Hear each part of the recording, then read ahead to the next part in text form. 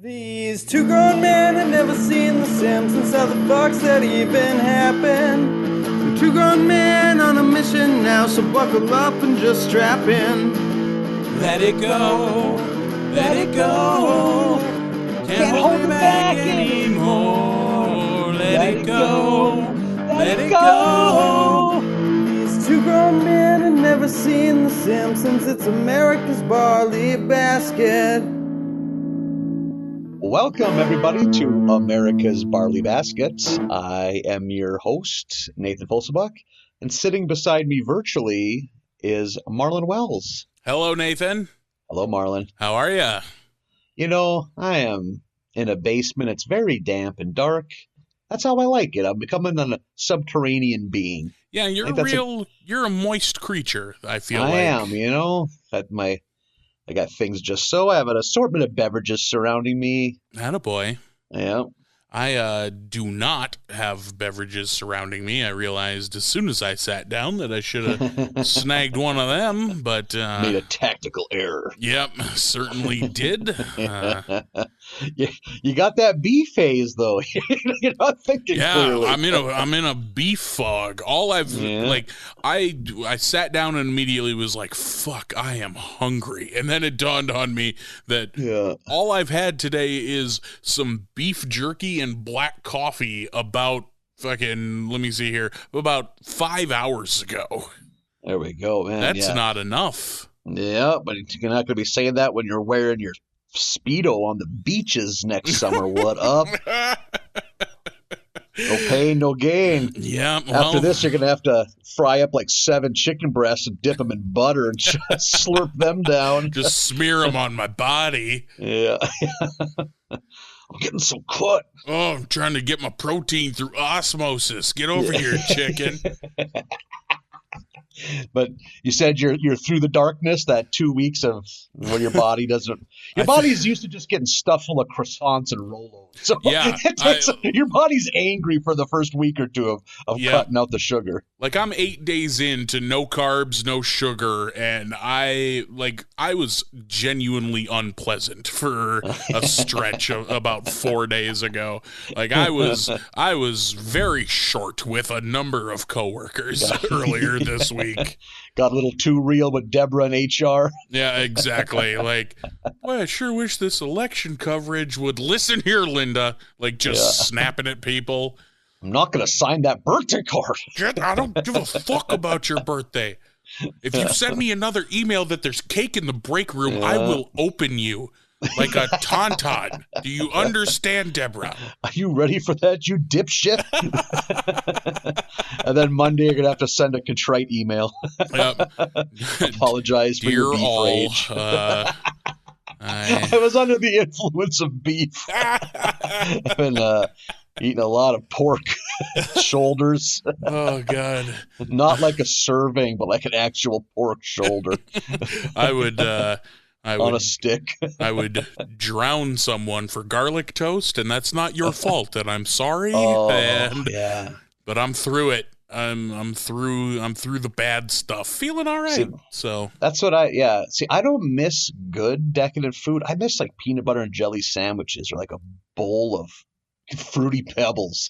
I miss bologna sandwiches. God, I could eat a bologna sandwich right now. I got sometime last week. I'm close to 85 pounds down, Marlin. Look at this fucking guy. Yep. I'm also what the doctors call morbidly obese. So I can shed them pretty quick early on.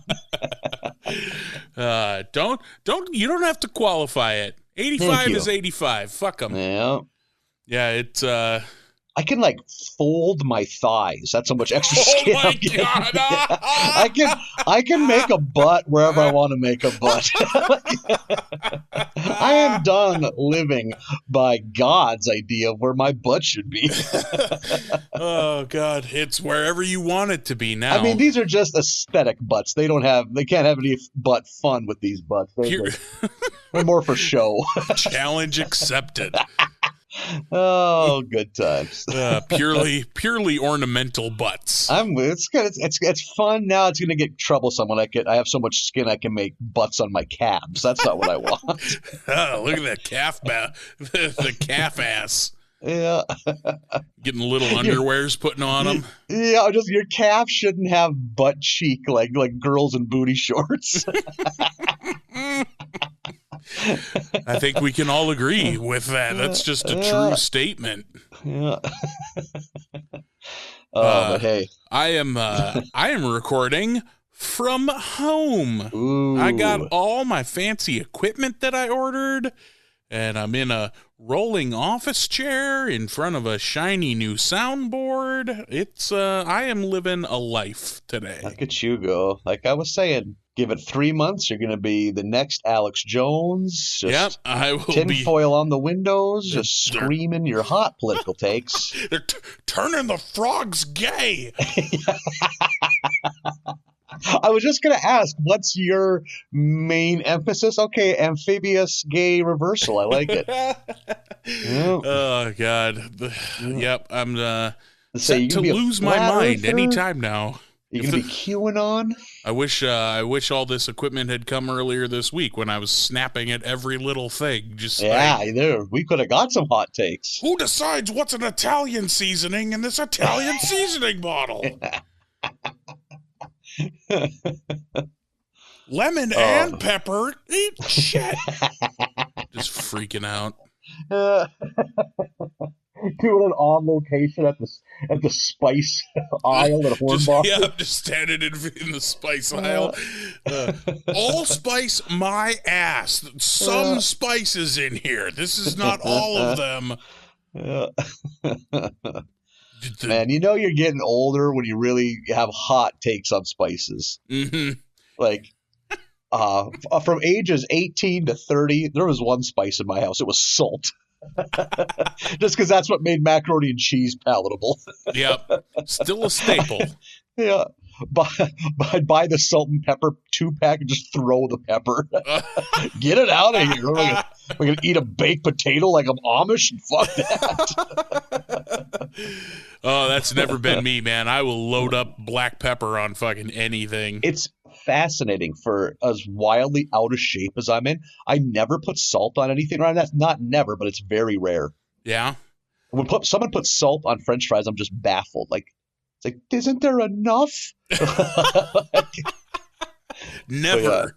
Then I also drench it in gallons of Heinz ketchup. See, and I've never been much of a ketchup eater. Like, I'm fine with it, whatever. But if I'm eating fries and dipping them in something, it is barbecue sauce every time. Yeah, that's a good choice. You know what I enjoy when it's presented? French fries and mayonnaise. Nope, I can't follow you there. I'm not really a mayonnaise guy, period. Oh, I embrace my mayonnaise heritage. Like a big sub sandwich slathered in mayo. That's good eating. I'm a Miracle Whip man. Brother, I need that zip. I'm glad to hear that. We always just called Miracle Whip mayonnaise growing up. I don't know. We were dense as children. Yeah, apparently those are two different things. Yeah. My mom just quit correcting us after a while. It's like how every mom has called every video game console a Nintendo. Since the 80s. Sitting there playing PS2. Oh, how's the Nintendo? We have Simpsons in front of us, Nathan. Fun. A television program. Let's see how this goes. Yeah. Right off the bat, hell of a batch. I'll say that. I enjoyed myself a lot this week, which I feel like I kind of needed because I feel like I didn't love last week's batch. Especially for how good of a period we're in. Last week's was kind of, meh. Yeah. And to me, it's not even that it's bad. I think honestly what it is that I was just soured by a clip show already. You know, as we talked about last week, we won't rehash it. But I think that really cast a cloud over my overall enjoyment of last week's Simpsons product. It was pretty ridiculous. It did not stop us from putting out our longest episode to date. So we still found shit to talk about. Those episodes are getting straight beefy. Mm-hmm. Yep. And I refuse to trim the fat. This is what the people are here for. The fat. Yeah. It's close to home, Marlin, not gonna lie.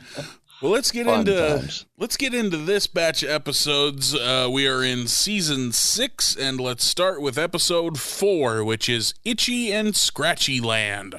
We get a lot We get a lot of Disney jabs in this one, which I'm always on board for. Yep. This actually, Marlon, is one of those Simpsons episodes I had seen previously. Oh, yeah? And if anyone were to have asked me what my favorite episode of The Simpsons was, this was my answer. Really? Okay. Yep. I laughed I used to have a VHS tape that came from a very good friend of mine growing up. Shout out to Damien, who might be listening.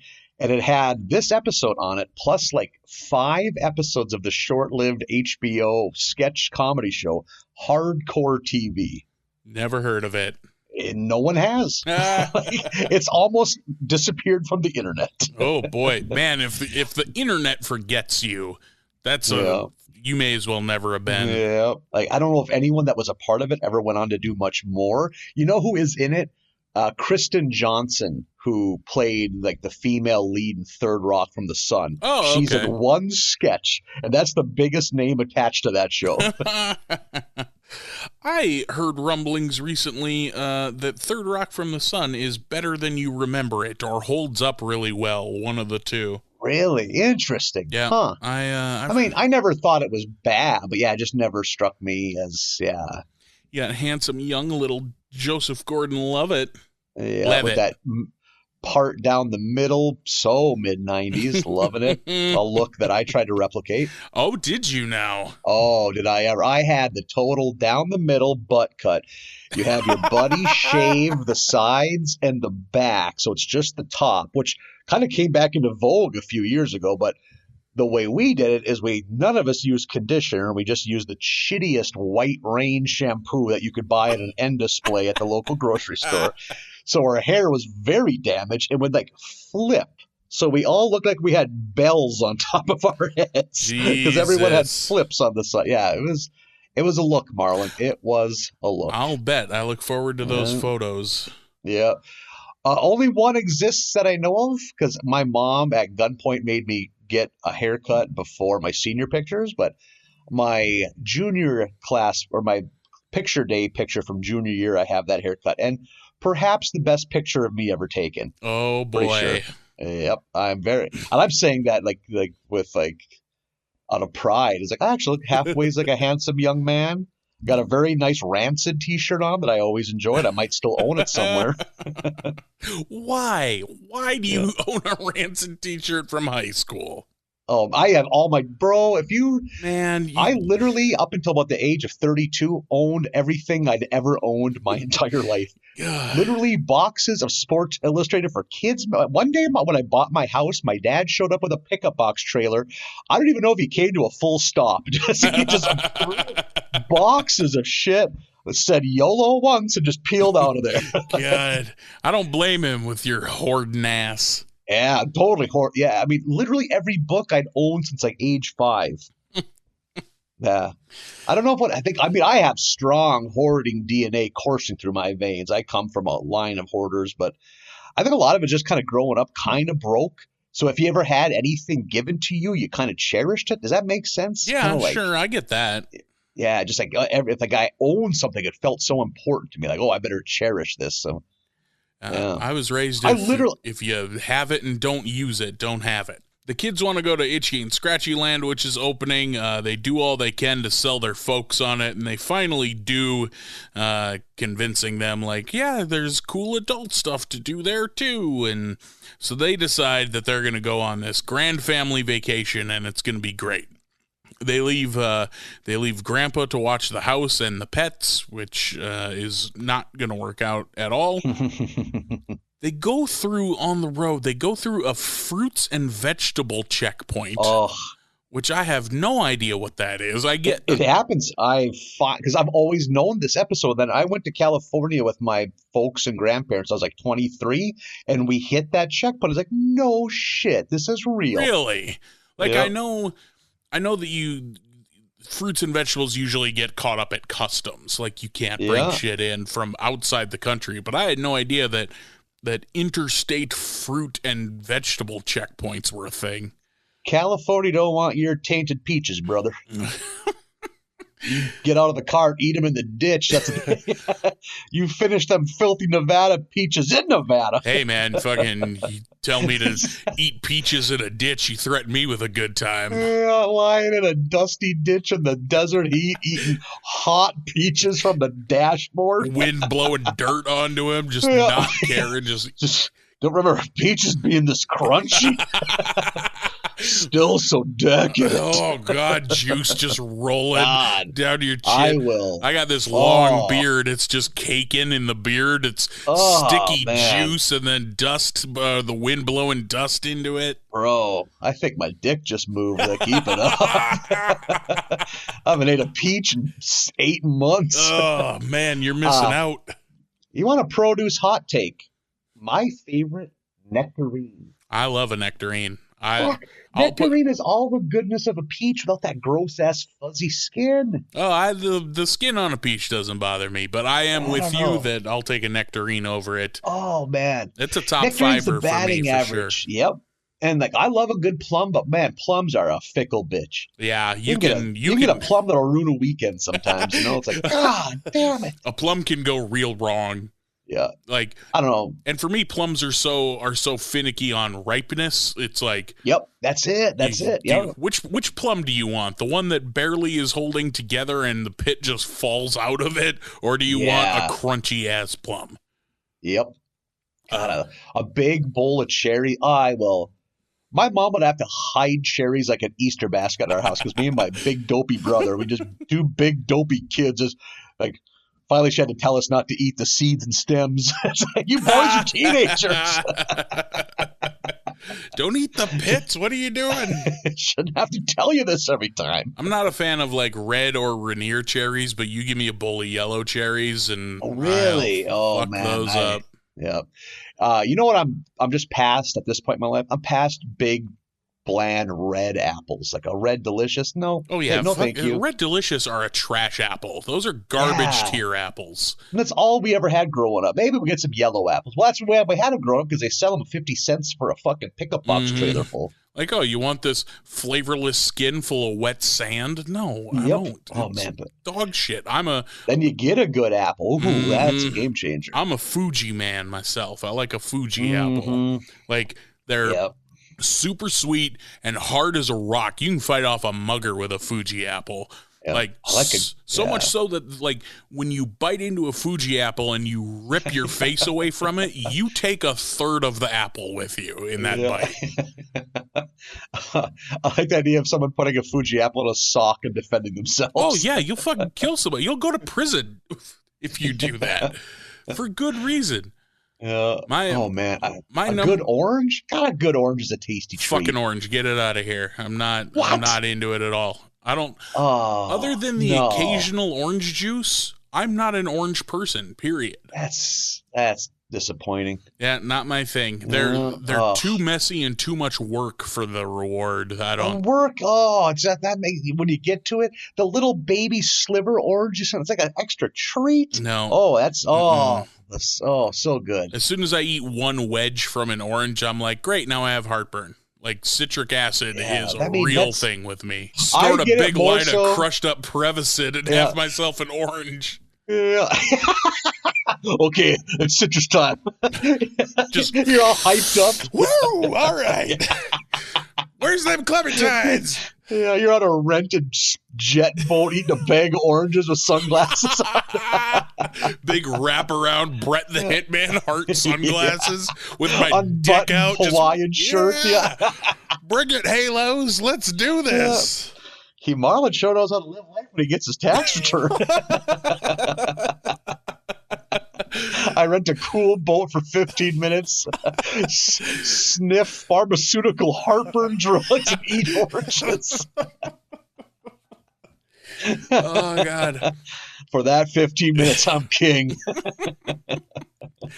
The only member of the citrus family I'm actually super into is the lime. I love limes. But oranges, get them out of here. For me with heartburn, I can eat oranges, but what I get it bad is when that's the day after drinking and I make the foolish decision to do a little hair of the dog. Say, hey, how about I drink 7 screwdrivers at 2 p.m. because in my head, it has orange juice. It'll make me feel better. Oh boy. What it does, Marlon, is it gives me crippling heartburn on top of a hangover.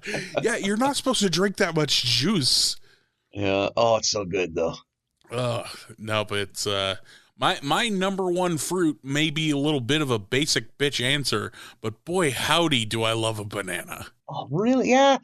I can mess with banana, but have I ever told you my banana hallucination story? Holy shit! Oh man, how have we made it this far? What are we, episode 23? How have we've been friends for several years and I've not heard this story. So I am probably 18, maybe 19. I've moved out of the house. I'm working at a grocery store for minimum wage and living on my own. So you're bragging right off the bat. Yeah, exactly. I'm doing okay. And money is a big issue, obviously. So I would literally just live off whatever was on sale at the grocery store at the time. So, hey, we're talking Popeyes. I'm eating 6 Popeyes, hell, 10 Popeyes in a day. Who am I kidding? Those cheap banquet ones are like 50 cents a pop, and they're on sale. Just pour them down my dumb fucking head. But for a while, Nathan, you should let those thaw. Yeah. Oh, I like them crunchy. Yeah. Oh man, there's some heathens that'll microwave them. No, that's a food you got to put in the oven. But takes a while, but the rewards are delicious. Man, I will walk you through an ASMR banquet Popeye. Ooh, are you ready for the roast beef, the Cadillac of Popeyes? Most aren't. No, the Cadillac of Popeyes is the sausage gravy one. That's just man, biscuits and gravy sausage. Did they make one of those in the banquet line? Oh yeah. Really? Yeah, it's just a crust filled with the gravy that's on biscuits and gravy. There's been exciting Popeye technology advances that I was unaware of. But back to bananas. Yes. So I am eating whatever's on sale, and for like a week, bananas are already very cheap produce. So I would like literally eat 3 bunches of bananas for 3 meals, and I would unwrap 10 bananas and eat them like I'm a fucking orangutan. Holy shit. And I'd be in the break room at work, and people's like, what are you doing? Just drinking a big cup of room temp tap water and chasing bananas down with it. And again, living that, I go to bed probably night 4 of Banana Fest. As soon as I fall asleep, I am tripping balls out of I wake up exhausted. I had a 8-hour just, cosmonaut space journey through time in the brightest colors I've ever seen. I'm colorblind, so it was a trip.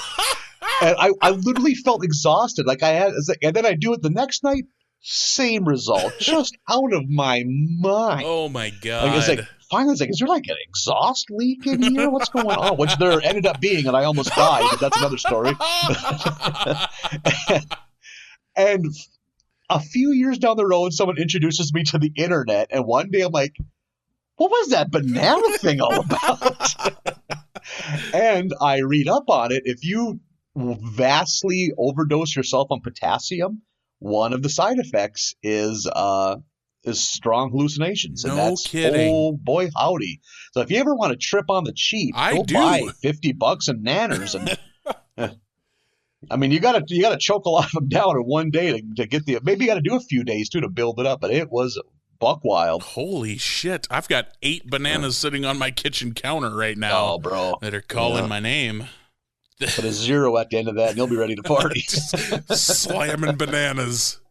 Yeah. Holy shit. Yeah, just remember sitting at that beat-up card table in the break room at Jerry's Jack and Jill, eating a bunch of bananas like bedtime for Bonzo, and just chasing it with room temp tap water. Oh, just living. To quote George Strait, there's a difference between living and living well. Oh, God. Yeah. So The Simpsons pull up to this fruit and vegetable checkpoint, and it was a really funny gag. Like, the teenager is the one working the booth, and Homer's freaking out, and Marge is like, "What's your problem? We don't have any fruits or vegetables." And Homer's like, "The trunk is full of them," and blows through the checkpoint. The trunk pops open and just spews fruits and vegetables everywhere. No explanation. It's just a good joke. And a line I've been quoting for 25 years now, Mr. Wembley, it happened again. Oh, God, it's so good. So they finally get to Itchy and Scratchy Land. They drop off Maggie at the ball pit, where they just drop babies into a ball pit and leave them to fend for themselves. You're probably young enough you got to enjoy a few ball pits in your day. I'm going to say probably, but certainly none that I remember. I know there was a ball pit at, you know how some McDonald's have like a kids play area? I'm pretty sure I have been in a ball pit in there. Okay, yeah. So those got introduced like around the time, like the late 80s. And so if you were a normal sized kid my age, you got to enjoy it. But like big baby Huey wanders and taller than half the moms. It's like, you got to go eat with the dads.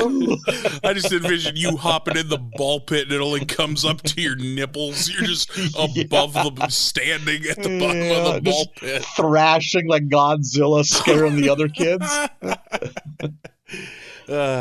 Did you ever, as a kid, I know the answer to this, but I'm going to ask it anyway. Did you ever go to like any kind of amusement park or theme park as a kid? God, no. Yeah. Like, doesn't that seem foreign? Yes. It's like I could have ended up on the moon just as easy as I could have ended up. My dad hated the state fair. Hated it. Thought that was a con job. You think he's going to pay $85 to park at Disney World? Never in a million years would we have taken like a family trip to like anywhere with roller coasters and shit. Yeah. The closest, I think my traumatized brain almost made me forget about this, but I got spurred on by this episode. When I was like 6 or 7, we took a family trip to my family and my cousin Ryan. We went to see Mount Rushmore, went to the Black Hills. Sure. And we're driving around. We see something called Bedrock, which is a Flintstone themed theme park. Okay. And like, of course, I am losing my mind because this is the closest I'm ever going to get to go to anything like this, you know? And I'm like, and my dad's like, yeah, we can do it. I'm like, what? And it's like, things are changing finally. Like, we're going to be normal people and do normal people things.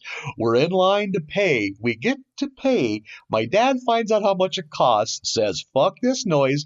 We walk back to the car. All it is a chain link fence that we can see through and watch kids have fun. My dad, realizing that we are ready to have a fucking family mutiny, decides, hey, compromise. What we're going to do, we're going to eat bologna sandwiches on top of the car and look at Bedrock through the chain link fence. Shit. That's just as good, right? So we're on top of a car, hotter than balls in July, and sitting on a Mercury Zephyr, just chewing room temp bologna Miracle Whip sandwiches, watching real people have real fun. Oh, that's heartbreaking. Isn't that crazy? Holy shit. What the hell, Dad? Yeah. $8. What?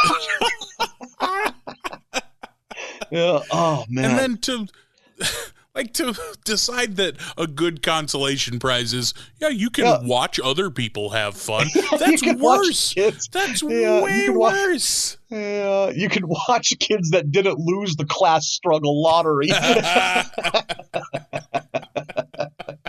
Oh, God. Well, their cars have air conditioning. They don't have to drive on the interstate with their windows down. They probably got to eat at a place where food is served and not have hot bologna sandwiches. Covered in horse flies, eating bologna sandwiches that are floating in water in a cooler. Oh, God. Yeah, everything. And I remember my dad thinking, like, heck, well, that was fun. Let's get in the car. Like, no, it wasn't. I love that he's just oblivious to the fact. I was a good dad today. What? No. But in his head, he was. Because his childhood was another level of nightmare. Yeah. Like they got to finally go to a school that had running water. That was his Disneyland. They're not heating the snow on top of the wood stove.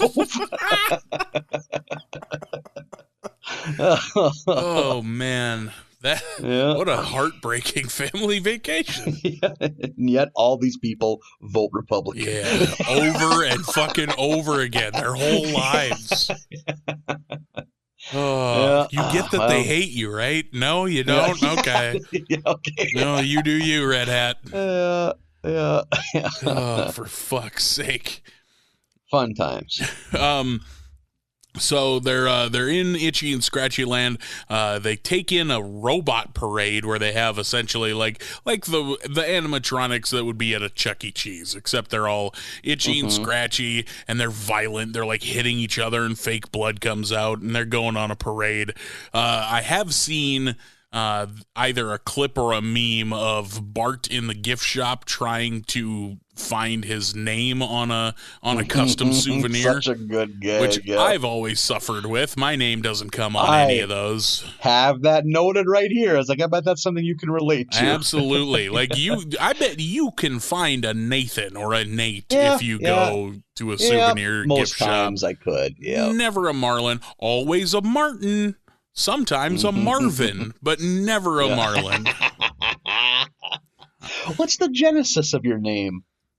You know, I don't know. Mom thought it sounded good? I think, I'm pretty sure Dad picked it, actually. I think it was just, I think he just liked an old cowboy name, and like Marlin Rifles are an old frontier Marlin thing. Rifles, yeah.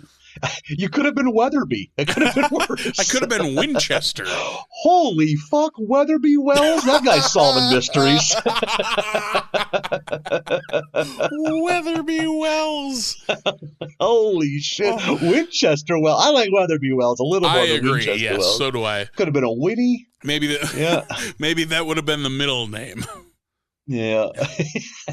Oh, man. Now I do feel like he got cheated. Holy shit, like adolescence isn't hard enough. Being the kid named Weatherby Wells. Yep.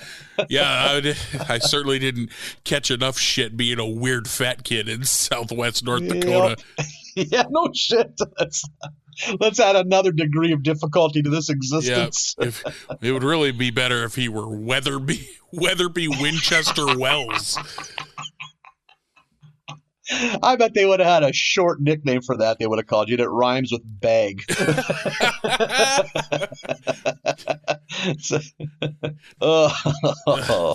That's tough. The nickname would have been Push Him Down, shouted from the other side of the playground, as it already was. Yeah. Oh, man. There's a I love how the Bort license plate comes up again. There's like that intercom. Attention, we need more Bort license plates in the gift shop. Yeah, there's not a Bart, but there's a Bort, and there's two Borts in the gift shop, and then later we need more Borts. We've run out of Bort license plates. Like it's some ultra common name. Like how Bart, of course, has to like kick or terrorize any of the people in the giant like itchy and scratchy costumes. The noise they make when Bart kicks them, just this guttural groan. And the one time, the guy just goes, all I want to do is entertain. Because there's probably people like that in those suits in those places who are so happy. And like, I get to bring joy to children's lives, and there's always going to be a Bart. On that family trip I took in my early 20s with my folks and grandparents, we did go to Universal Studios, so I got to see what these are all about. Wow. And we went on like a trolley tour where they show you all the historical, where they shot this movie. Here's the scene from that movie. Mm-hmm. And the host, or like the, I don't know, MC is not the right word. I don't know the guide that was on the trolley. Just this gorgeous, super witty, funny, probably in her mid to late 30s. And I remember thinking, she was the prettiest girl, the most talented girl in her hometown. She went to college to study acting, was so talented and so great. Like, you should try this. You got to go for it. She moves to LA, 15 years of just kind of hits and misses, and now you're doing the goddamn fucking trolley show at Universal Studios. Jesus, Hollywood's a bitch. Yeah. It is a real tough. I like to hope that she was still doing auditions and everything. That was just to keep the fucking lights on.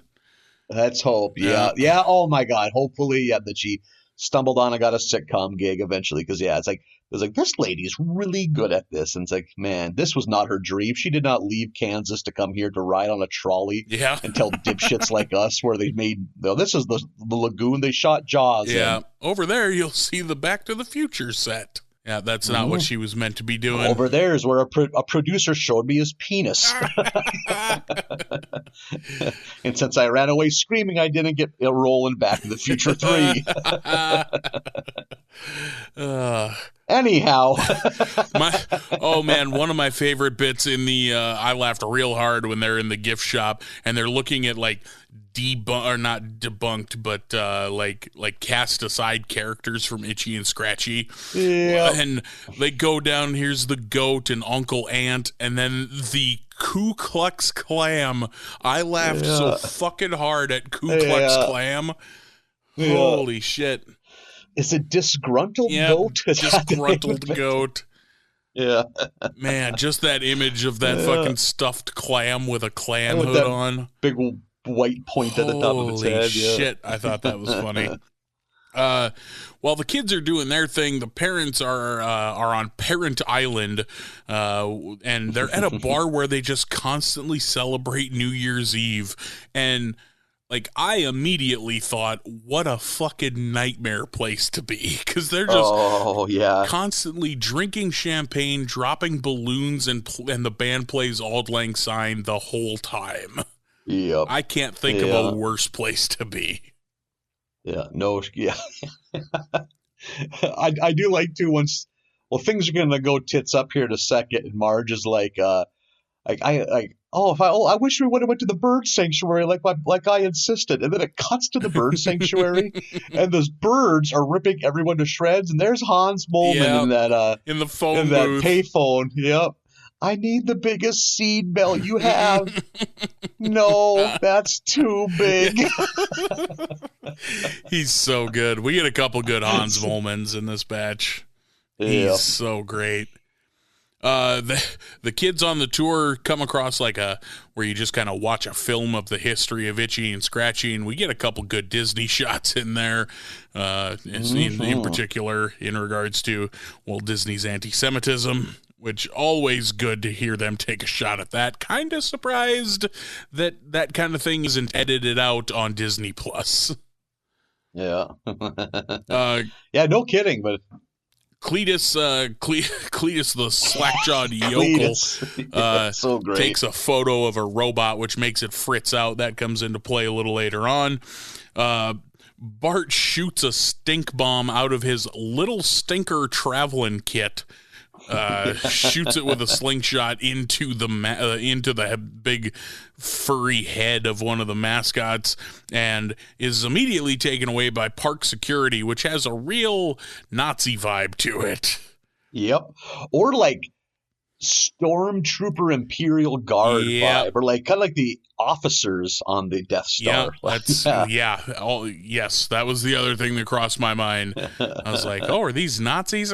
Maybe they're Imperials from Stormtroopers, I guess, or from Star Wars, I guess.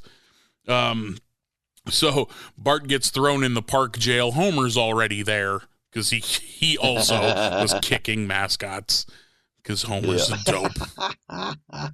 Marge goes in and I don't know, bails them out, whatever it takes. She gets them out of park prison. And all the robots start flipping shit and going berserk, and everyone escapes except for the Simpsons family, wouldn't you know it? Yeah, funny how that works. Yeah, and Homer is just freaking out, trying to give them whatever they want, and in the process throws a camera, and the flash goes off, and a bunch of them collapse, and they're like, oh, that's the trick. And they break open a shop where they're selling cameras, and they all start taking flash photography of all the robots who are all collapsing and fritzing out. And And so the Simpsons save the day and save Itchy and Scratchy Land. And then there's a quick shot of like, oh, I wonder how things are going at Euro Itchy and Scratchy Land. And it's completely empty. Open parking lots and just a lone Frenchman sitting in the ticket booth being like, come on in. Does anyone? No one? And it's just desolate. There's a great final line. My last paycheck abounds.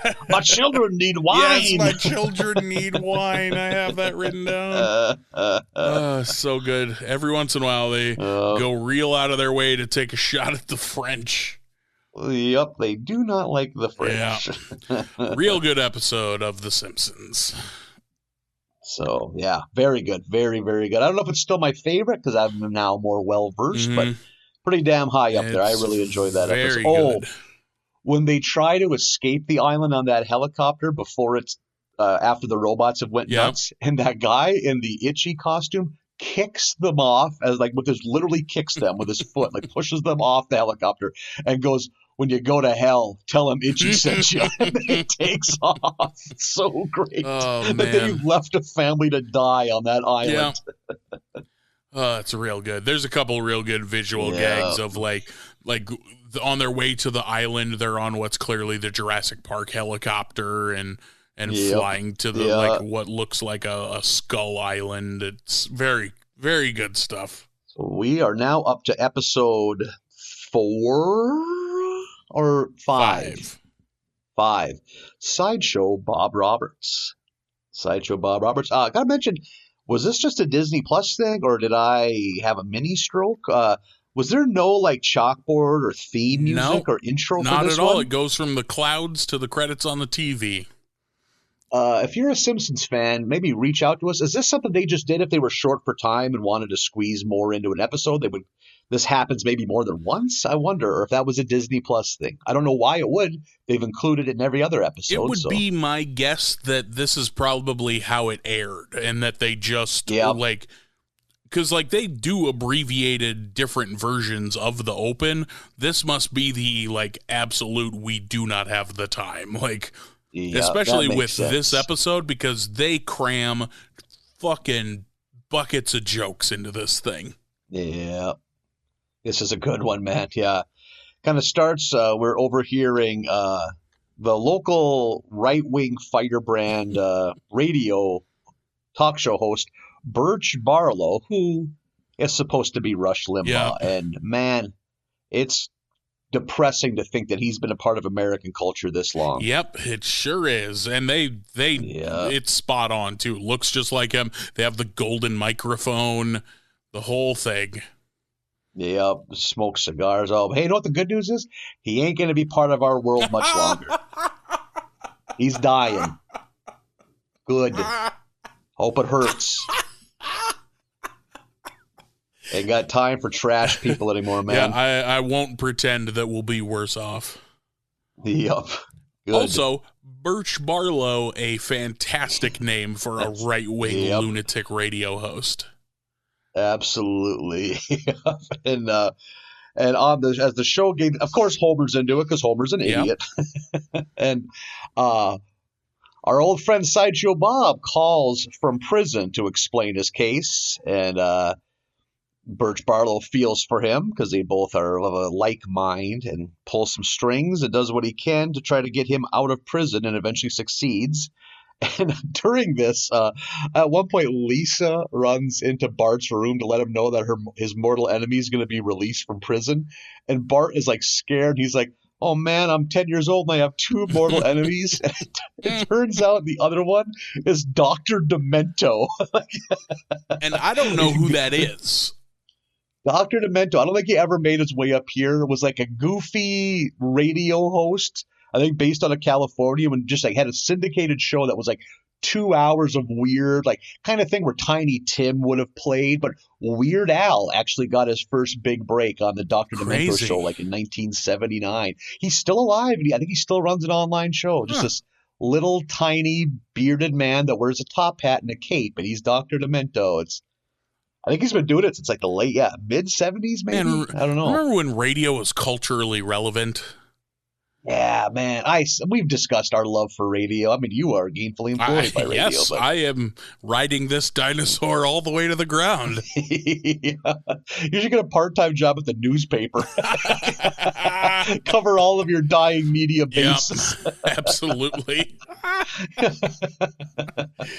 Oh, I really should. Yes. Yeah. Maybe start freelance writing for a magazine. Yep, exactly. There's so many options. I'm just going the wrong way. Everyone, like it's like when you're the only person walking one way down a hallway. Yep. The internet, what?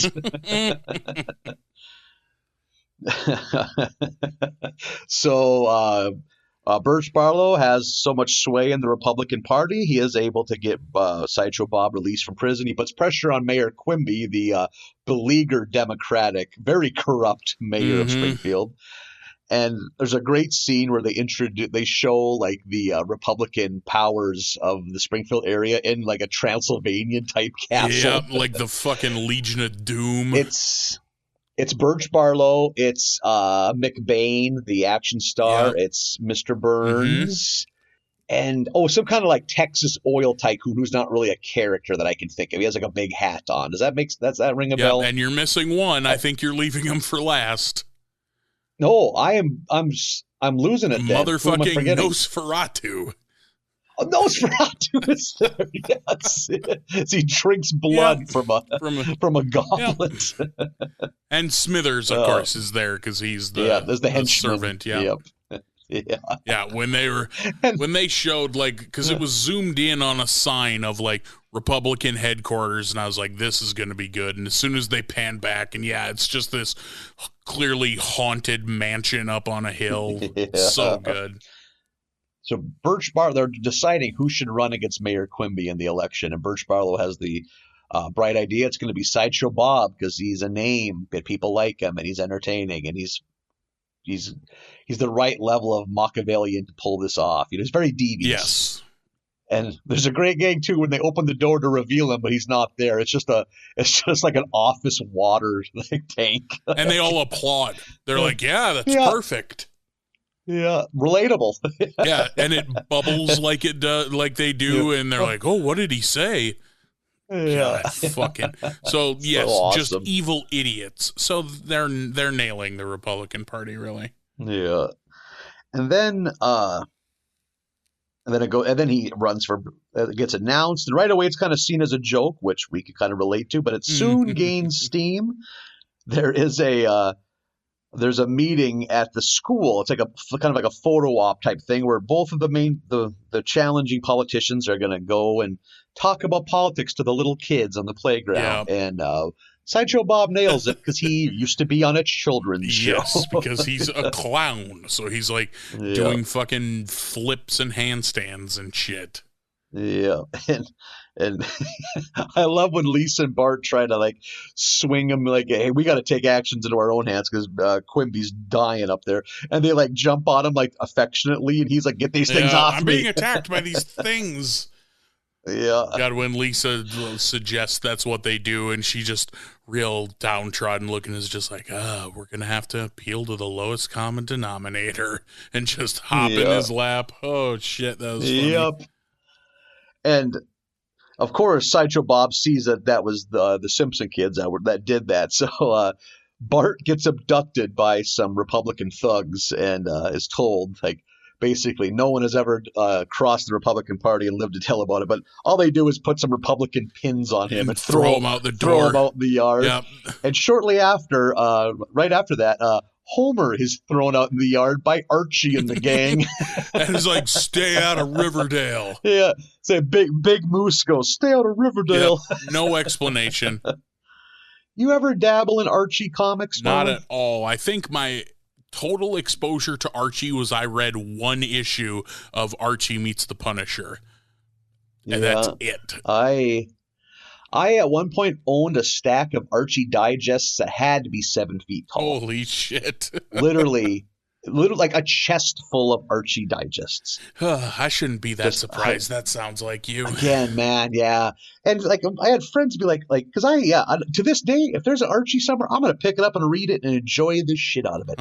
And it doesn't make sense, man, because it's never funny. Yeah, I mean, one out of that 10,000 pages of Archie, you'll get one out loud laugh. That's it.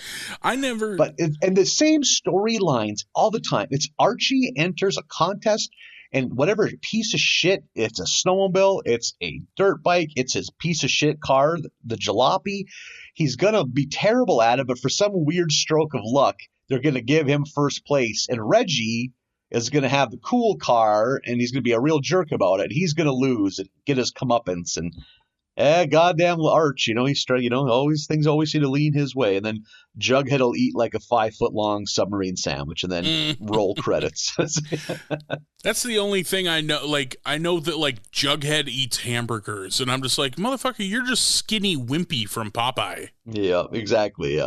They kind of tried to stretch him out. He became more artsy, like, and more into like skateboarding into the 90s and stuff. They really tried to expand the Jughead brand. I love that you're like deep into Jughead lore. If I was a tattoo guy, one of the first things on the list would be a Jughead tattoo. Well, let's get you in a fucking parlor, man. Yeah. Let's sit you down, get that sweet Jughead back piece. Yeah, it'd be a Jughead tattoo, and then also Mario off the cover of Super Mario Brothers 3 with like the raccoon ears and the raccoon tail. Yeah, he is just so joyous in that picture that I can't imagine brushing my teeth in the morning and looking down at that on my shoulder or whatever, and just like, yeah, it'll be a good day. Somewhere out there, there's a world where you can grab a leaf and it turns into a raccoon monster that can fly. But it wears off. You can go to work eventually. it'll fall off. Well, first you would have to run into a turtle or a walking mushroom, and then you would turn back into yourself. They have the election, and Mayor Quimby gets destroyed by Sideshow Bob. And within days, one of his first plans is to build an expressway that goes right over the Simpsons' house, because again, he hates the Simpsons. Yep, so he wants to bulldoze their home to make room for the Matlock Expressway. And just like in real politics, somehow a man with 2 convicted charges of attempted murder is now the mayor. Yep. Yeah, that's just how it works. I'm not going to lie, man. A lot of this episode hit really close to home this week. Oh, man. One of my favorite gags of this is where Lisa and Bart are running like a booth for Mayor Quimby with like stickers, and one of the bullies keeps getting more stickers. Like, oh, it's good to see they're into politics. All they're doing is wrapping Milhouse in stickers, and he finally goes, "Our mummy is ready for his mystical journey," and he pushes Milhouse in a shopping cart down a real steep hill. Yep. I love a little glimpse into Milhouse's day-to-day every so often. There's a lot of good Milhouse in these 5 episodes. Yeah. And there's like a kind of a debate, and it's in a big auditorium, and Larry King is there, and that made me realize Larry King has been an elderly man my entire life. Oh, for sure. Larry King's 1,000 years old. And I looked it up. He's not even 90 yet. How is that possible? Jesus, yeah. I would have guessed he was 80 in 1995. And a fun fact, I guess people say Larry King has life-alteringly bad flatulence. So I guess he has a fan under his desk to blow the farts away. Get the fuck out of here. On his radio show, he used to have a button that the producers jokingly called the fart button. So he could quickly mute himself for when he would fucking halfway disembowel himself whenever it is you get the butt toots real bad. Like that's a real button, I can tell you. Everyone else calls it the cough button. But not for him. Not in Larry's world, apparently. He got them butt toots. Man, Larry King's Fart Fan is a real good band name. Oh my God, is it ever? Yeah, like a fun pop punk band. Yeah. And then there's yet another nod to Citizen Kane. That's at least 2 of them on The Simpsons so far. When Sideshow Bob's giving his acceptance speech, there's that huge poster of him behind him as he speaks. Oh, yep. So, yeah. Oh, and then he gets all sorts of revenge on The Simpsons. Bart has to go back to kindergarten, which he secretly enjoys. Which he loves so much. Because he's finally smart. Yep. I love that when he answers the question first, so he gets his first pick of the toys. Is I want the Flintstone phone. he dials whatever Fred's head is. Yabba dabba doo. I like talking to you, and he just loves it. Like, oh. Yep. God, later he's like, oh, when he finds out he doesn't have to go back to kindergarten, he's like, oh, we were going to learn who the dish ran away with. He just loves being way ahead of the curve. And it turns out, it seems like it's a lost cause, but they find kind of their version of Deep Throat, some insider who's going to give them the hot tea on what's going on. And turns out it's Smithers, who, despite his allegiance to Mr. Burns, does not want Sideshow Bob because he lives a lifestyle that the Republican right does not agree with, which I'm assuming is he is a homosexual man. Yep, I felt like that was a pretty strong wink. Yep. And what he lets him know is that there was some election tampering, and also hits close to home, a lot of that talk right now. Mm-hmm. And turns out that tons of the names on the ballot were dead people.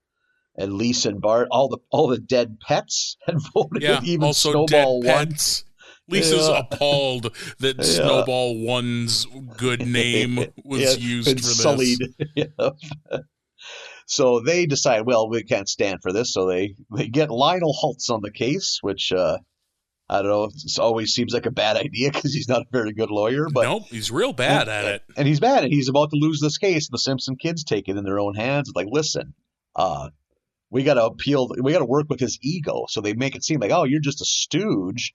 That's just a pawn for the Republican Party. There's no way you could have thought of something so devious. Yeah. And of course, that Sideshow Bob's got such an ego that he's like, no way, I'm the one that has the brains to make something like this work. And he just goes on this huge speech about, you need me. I'm the, you might vote Democrat, so it makes you feel good, but I'm the hardcore Republican that you need me to rule you like a tyrant.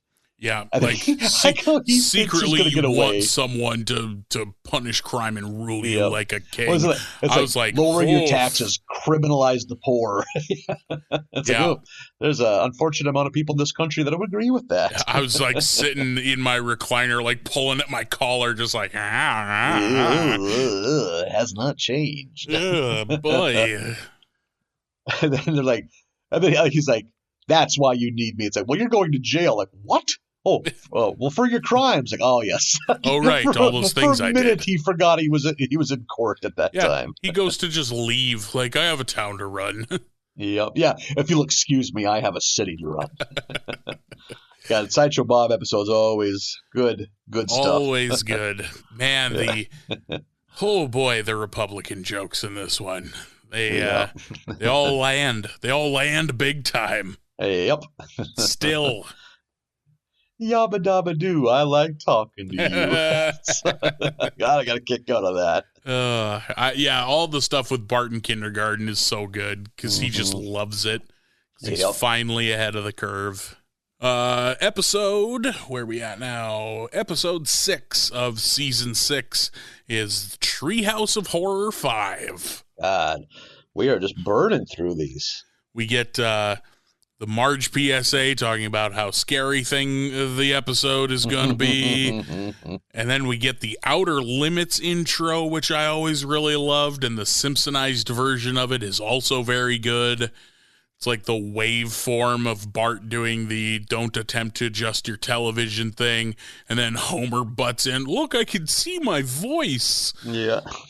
That gag goes on for a while. It's very good. And then we get our intro going through the graveyard and everything. Switching it up this time, there's only one tombstone, and written on it is funny tombstones.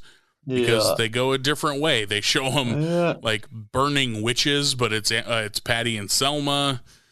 And, Moe hangs himself. Yeah, Moe hangs himself, which is okay. It's dark. I am very into the Treehouse of Horror episodes, and I think this was a very good one. Much like before, you get three quick stories, the first of which is The Shining. And as somebody who just watched The Shining for the first time this October, this was all very fresh. Oh, wow, for the first time. Interesting. Yeah, I honestly, I don't watch a lot of horror movies and never have, which is why I like doing that in October. It lets me catch up. It lets me see the classics that got by me. See them classics. Yeah, I was a frightful boy. I was not watching anything scary in my youth. Yeah. Well,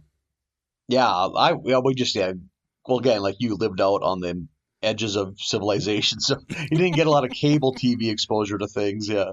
I lucked out to see The Shining on the big screen at the Fargo Theater years ago. Right on. Visually, that movie is real. Well, anything Stanley Kubrick is on point, but yeah, I'd have to go back and look, but I'm pretty sure I gave it 3 out of 5 on my 5 scale. Yeah. Just like, I think Stanley Kubrick films are always way up their own ass, and that was no exception. Yeah.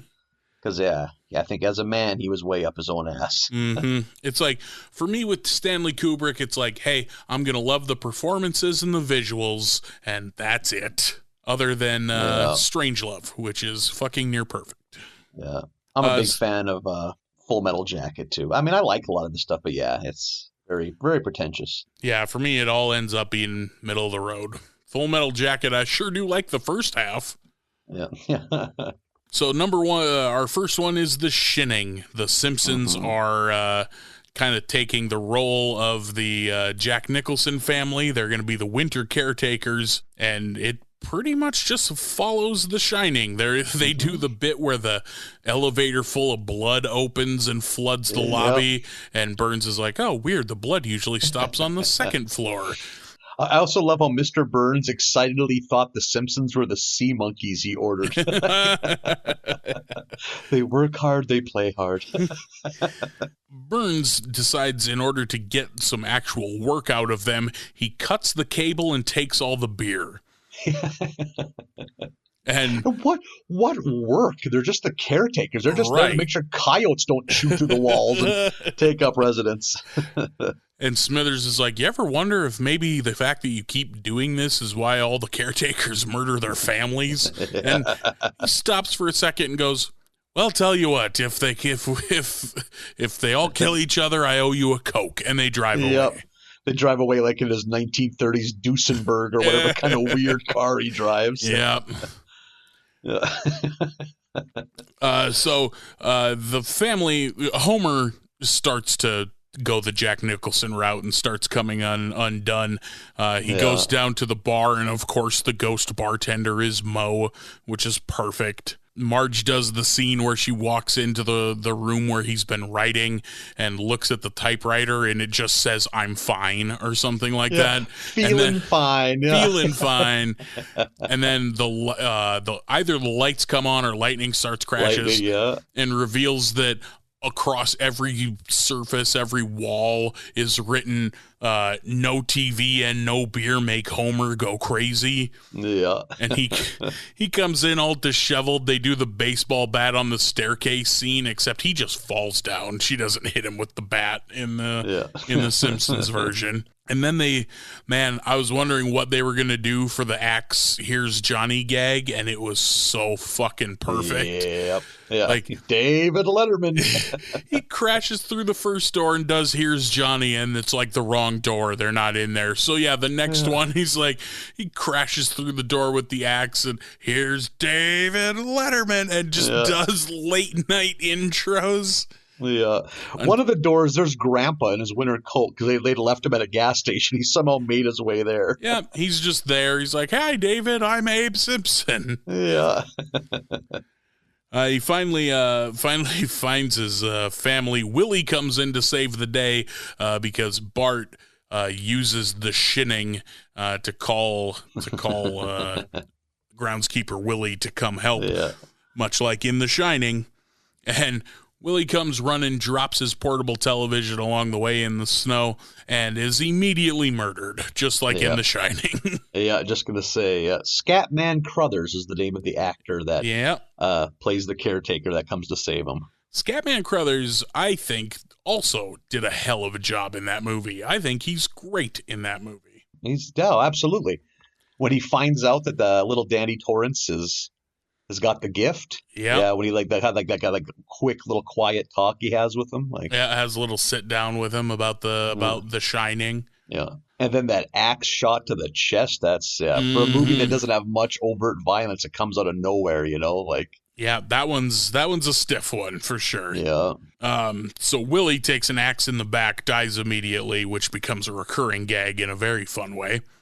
The family rush out into the cold to avoid Homer, and they find the portable television that Willie has dropped and use it to satiate Homer. They give him TV, and he sits down in the snow and is just like, urge to murder family, subsiding, fading, rising, nope, fading, fading. And he beckons them to come sit around and watch television with him. So they all huddle around him, and then it does the smash cut to the frozen family of them in the snow. Yeah. And they're stuck on something they don't want to watch. I just know Tyne Daly is a name. Tyne Daly was in a lot of shows when I was a kid. Good Shining Good bit. spoof. Yep. Pretty into it. The second one down the pipe for Treehouse of Horror number 5 is Time and Punishment, which I liked a whole lot. Mm-hmm. Homer accidentally turns the toaster into a time machine. Of course he does. He travels back to dinosaur times, and while he's standing there is like, okay, I just need to remember what my dad told me on my wedding day. Yep. And then has the thought bubble, and it's Abe Simpson going, remember, if you ever travel back in time, don't touch anything or step on anything, because it'll change the future.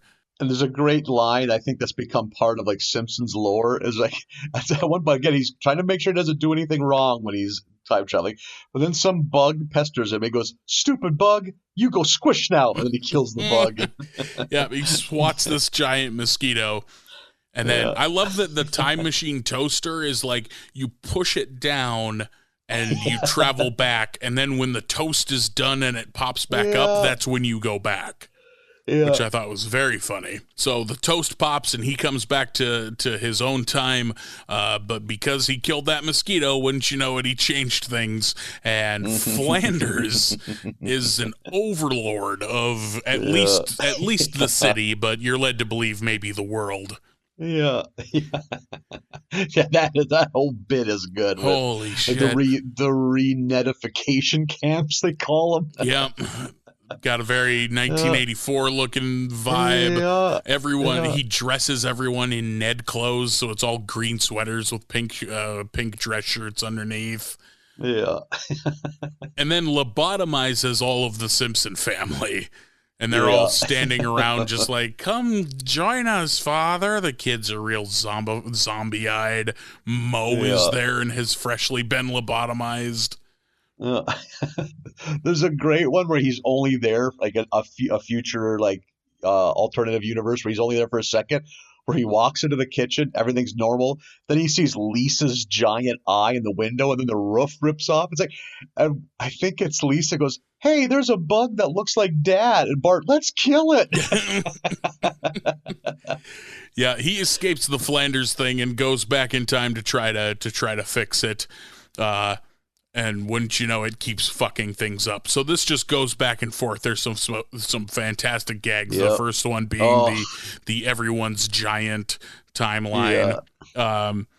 One of them, he goes back and sneezes into a dinosaur's face, which kills all the dinosaurs. And as they're all collapsing, he's just standing there going, oh, this is going to be a bad one. and I also like the one where he goes back and like everything's really awesome. Like his families are obviously rich. And I do like when he mentions like how good everything is. And then it's something about, he also mentions, we own a luxury sedan. That really hit, because I'm a man too that enjoys a good luxury sedan. As you know. You are. You like to roll in comfort. Riding a dying part of American culture into the grave, man. The luxury sedan is the newspaper of cars. Every year there's less and less of them. Spoken by a man who owns a very smooth-riding Mercury Sable. Yeah. We've taken many a comedy road trip in that car, and it's like being caressed the whole time. Faithful Steed has hauled many obese comics across the state of North Dakota. It's like driving a couch. Yep. Oh, man. Yeah, this is... So, yeah, he comes to that world where everything is perfect. They're clearly rich, judging by the house and all their clothing, and all the children are extremely well behaved, and they mention their Lexus, and he's like, oh, God, it's perfect, and he sits down and says, would you pass me a donut?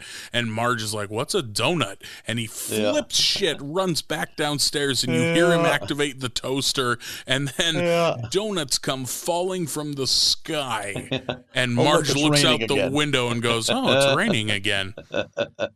So they had to do the one gag where he found the perfect world and left it. Yeah.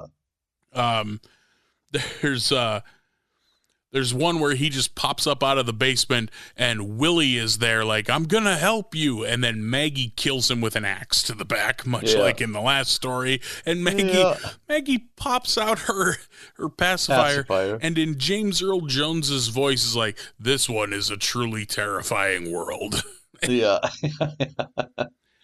And what is the one he ends up just settling on? The one where like they kind of everything's normal, but everyone eats like an iguana with their tongue, kind of. Yep. He eventually lands on one where everything is the same, except they have like long snake tongues that they're using to eat off their plates, and he just goes, close enough, and that's the end of that one. We can make this work. Yeah. I got pretty heavy Rick and Morty vibes off of that one, which I'm fine with because I love Rick and Morty. I'm with you. The last one of Treehouse of Horror 5 is Nightmare Cafeteria. They have too many kids in detention, so they start using the cafeteria for detention.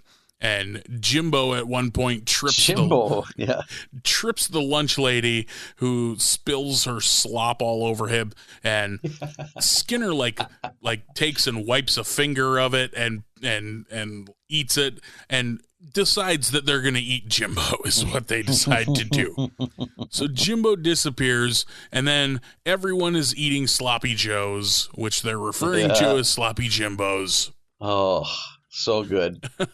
We get a lot of lunch lady in this one. That's never a bad thing. Yeah, and a lot of Skinner, a lot of real good, exaggerated, evil Skinner. Yep. So when they're cooking Jimbo, the kids are all in line getting served, and Unter, the German kid, comes running up looking for another serving, and Skinner notices this, and the next time they show the cafeteria, they're all eating Unterwurst. And Skinner, it's all Oktoberfest themed. Like Skinner's dressed in the German Oktoberfest outfit. Yeah. Eventually, there's only 5 kids left, and a packing on the pounds Mrs. Crabapple, or Mrs. Crabapple.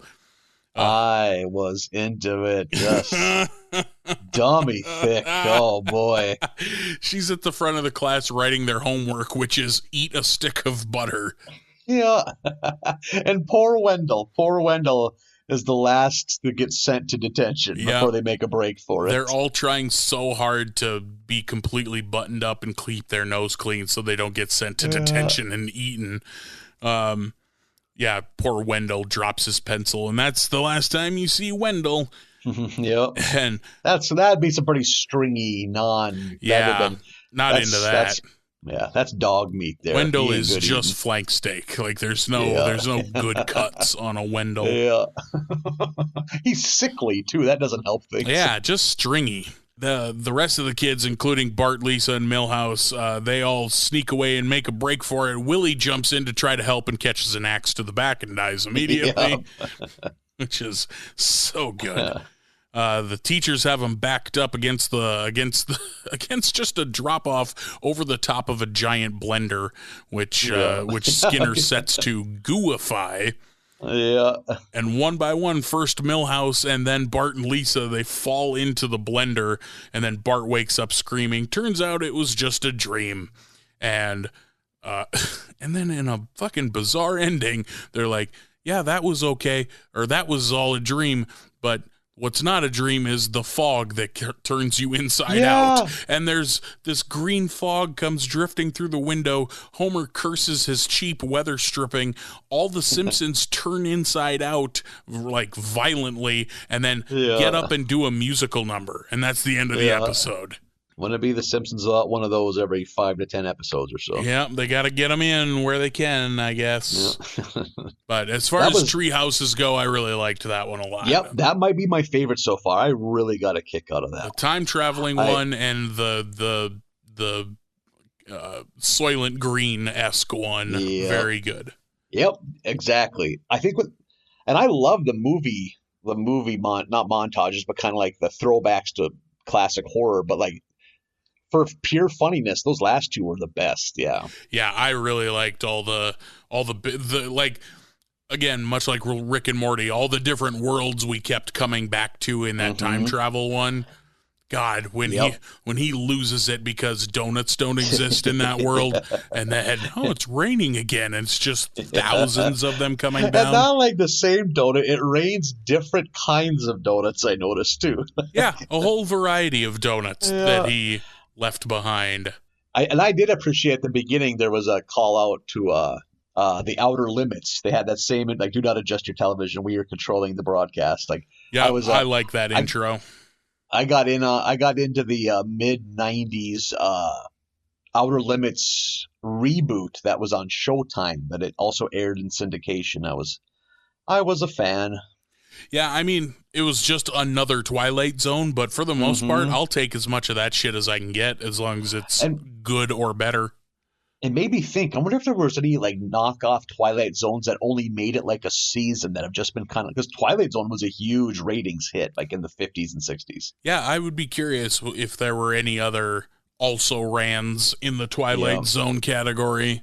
Twilight Zone's been on one of the major streaming for a while now, and I need to eventually buckle down and just plow through them all, because God, when that show hits, it's so good. Yeah, all of I especially like, and you know, so many of them have them that they're kind of not unique anymore, but the good twist endings, the good like, you got it, you made it, nope, no you didn't. Like, yeah, Rod Serling was such a creative beast, because he was putting out like so many episodes a season, and he was like the main writer on most of them, and he, all the decision making was his. That show was his baby. So. Yeah, a lot of people think he was just the host, but not the case at all.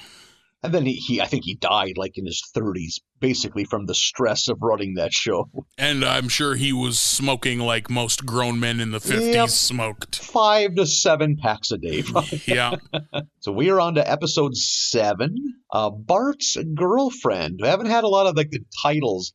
Seasons like 2 and 3, every other episode was Bart's a wizard, Bart's an idiot, Bart's hamster. Bart the Noun. Noun. Went away from that. Yep. Yeah. Bart the Noun's a good way to put it. Now we have Bart's Girlfriend. Starts with them playing cowboys and Indians, and all the kids in the neighborhood. There's some good gags there. And of course, if any kid is going to play Jax, it's Milhouse. Yep. It's like, oh boy, I brought my Jax. I'm convinced Jax, we can put it with hopscotch and men wearing full body pajamas. Just shit that happens on TV. Yeah. Have you ever seen kids playing Jax? Fuck no, not a real thing. Yeah. Like you've said with other things, just baby boomer fever dream. Yep. Not I just real. vaguely remember playing something like that. Like, yeah, like, oh, we used to chase a bike rim with a stick. No, you didn't. Yep. No, you fucking didn't. Nope. That showed up in a cartoon strip in the 40s, and you all just accepted it as fact. I love how there's like a giant, like, I can't remember if it's like a bell or an alarm that it's time to go to church, and the kids just scatter and the parents are prepared for it, like hunting them with nets and lassos. Yeah, Milhouse's dad is on a horse and nets Milhouse. Oh, I was the same way. God, I hated going to church when I was a little kid. I hated Once whatever I got there, I hated whatever the end, you know, like, okay, it's time to go. Like, you just avoid that like the plague when you're a kid. You pretend you didn't hear it, and then you dilly-dally. Like, seeing kids do it as an adult, I'm like, wow, that's infuriating. I can't believe I can't believe neither of my parents tied me in a bag and threw me in a lake whenever I would pull that shit. Oh, it's got to cross your mind as a parent. Like, I can try again. I'm young enough. I can try again. Maybe the next one will come out better. This one sucks. Not to backtrack too far, but during the Cowboys and Indians when they're playing, Ralphie has eaten all the caps for his cap gun. Oh, I ate all my caps, and one goes off in his mouth. Oh, God. Oh, man. There's almost like a correlation between Ralphie being in more episodes and the show getting better and better. Yeah, it's science. More Ralphie equals better show. Oh, man, yeah. There's where they're in. Oh, so Bart is also wrangled and forced to go to church, and he sees Reverend Lovejoy's daughter, who is home from boarding school, and is immediately smitten, but she wants nothing to do with him. So what he ends up doing is he tries to convince her that he's a goody two-shoes, and he starts going to church. And there's a great gag where he shows up to Sunday school, and the teacher's very alarmed and very concerned, like, we had an agreement. You're no longer going to be here. You didn't have to come here, and we didn't have to see you. Everyone was happy. Yeah, and then they're doing some kind of arts and crafts. I don't know, and then they walk up to Ralphie's, and she just goes, Ralph, Jesus didn't have wheels. I want to see what Ralph drew. Yep, I want to see Ralphie's Jesus drawing. Yeah. And there's also another scene where they pass along a replica of the slingshot that David used to kill Goliath, and then Bart gets it in his hands. And of course, at that time, that is when the Sunday school teacher is bent over and presenting her hindquarters to him. Like, what is it with adults presenting their rear ends to Bart? I thought of you right away during that scene because that's always your burning question. Yeah, why? What is going on? Why is everyone presenting? Yeah. Kneel. Why are you always bending at the waist? Bad for you. Bad girls bend at the waist, Nathan. Yeah, that's true. The saucy Sunday school teachers. It's all just an act. Mm-hmm. I mean, odds are, yeah. Mm-hmm. Yeah. So that doesn't work. She's still not interested in him. And then he finally, like, fuck her, fuck everything. He does a great gag where he ties balloons to groundskeeper Willie's kilt because he's giving a presentation at Scotchtoberfest, which is great, which was just a very elaborate sting operation by Mr. Skinner to trick Bart and give him detention. Yeah, and when he proudly says there is no Scotchtoberfest, that's when groundskeeper Willie comes unglued. Yeah. He's like, "You used me, Skinner. You used me." God, when Bart attaches those balloons and it lifts up Willie's kilt and it's shot from behind, just a fucking chiseled set of thighs and a rock hard butt, and one of the women on the front side of him passes the fuck out. Yeah. And I love how nonplussed Willie is. Like, oh, come on. All you see is what God gave me.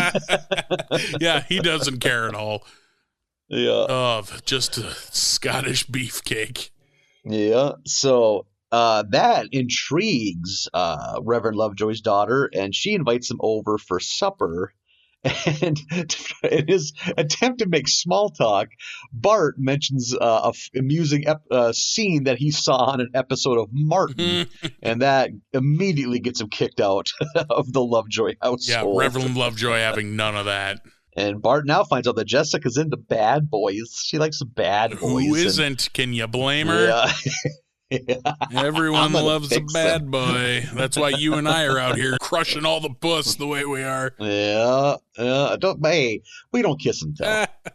Until people want that on our Patreon. And then yeah, there's a new level of Patreon is listen to Nathan and I tell sordid sex stories. American Barley Basket After Dark. Like soft jazz playing. A lot of silken robes. I can do some audio production. We'll put a crackling fireplace in the background. Talking in lower voices. Oh, hello. Welcome. I didn't see you there. Oh, hello. I was just Why don't you come inside? Speaking of which. just laying out some ambrosia. I find the aroma decadent. Interest you in a marshmallow fluff? So Jessica is real smitten by Bart, but kind of turns out she's just kind of using Bart. She gets her kicks out of doing bad shit with Bart, but she realizes Bart's going to take the fall for it all the time. Mm-hmm. Bart realizes it too, and he is helpless to his burning desire for young Jessica and keeps falling into all these traps and keeps getting in more and more trouble. And Lisa is on his side. Lisa's trying to get him out of it. They go to church, and he hears the siren song of Jessica singing a solo, goes into the church, and it's Ned Flanders with that weird-ass high-pitched voice he has when he either sings or is scared. Yep, with the voice of a little girl. So great. And Bart just shudders. Just, ugh. Yeah. And the kind of the tipping point is Bart tries to talk to Jessica and say, hey, like, this isn't good for either of us. And she's like, oh, and she steals all the offering money at church. And of course they blame it all on Bart. He's holding the empty little hat thing they pass around at church. And he makes a run for it. And he knows that nobody's going to believe him. And no one's going to, sweet little Jessica doesn't do anything wrong. And Lisa is definitely now, she sees the evil in Jessica. So she's going to help Bart get to the bottom of this. And how are they going to convince people? I can't even recall. How did they convince them to even go to the Lovejoy's house? Do you recall? So Lisa gets up on the pulpit while they're in church. And, and rats on Jessica, saying that it was her. And the town immediately mobs the fuck up because Springfield loves a mob. Love a good mob in Springfield. And they all go running to the Lovejoy's house, and they show, I think it's groundskeeper Willie, using a handyman jack to lift up her mattress, which I don't understand. So Mattresses aren't heavy, but but then they find all the money there under the mattress. Yeah. And Bart his innocence is proven, and actually Jessica does get some comeuppance.